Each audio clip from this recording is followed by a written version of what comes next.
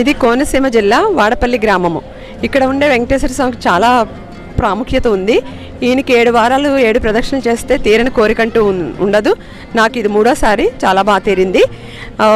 సైన సనకాద మహాములందరూ ఒకసారి విష్ణుమూర్తిని ప్రార్థించినప్పుడు విష్ణుమూర్తి అన్నారట, నేను కలియుగంలో వెంకటేశ్వర స్వామిగా తిరుమలలో అవతారం ఎత్తుతాను, ఆ తరువాత నౌకాపురి అయిన వాడపల్లిలో ప్రత్యక్షం అవుతానని చెప్పారట.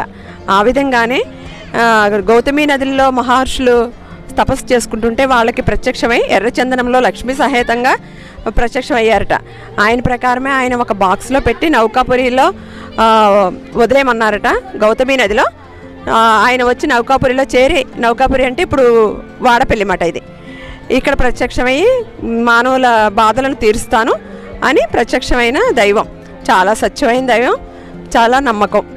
అలాగా ఆ పెట్టిని తీయడానికి వెళితే మహర్షులందరూ మాయమైపోయారట. ఆ తర్వాత మళ్ళీ ఒక బ్రాహ్మణుడు కనిపించి, నేను ఇది కలియుగం, మీకు అలా కనిపించను, తెల్లవారుజామునే మంచిగా వచ్చి మంత్రోచ్చారణతో తీసుకెళ్ళండి నన్ను అన్నారట. అప్పుడు మళ్ళీ అలా తెల్లవారుజామునే మహర్షులందరూ వెళితే ఆయన గరుడ పక్షి వాలిన ఆ పెట్టి మీదకి వెళ్ళి చూస్తే ఆయన లోపల ఎర్రచందనంతో లక్ష్మీ సమేతంగా చెక్కిన ఆ విగ్రహాన్ని తీసుకొచ్చి ప్రతిష్ఠించారన్నమాట.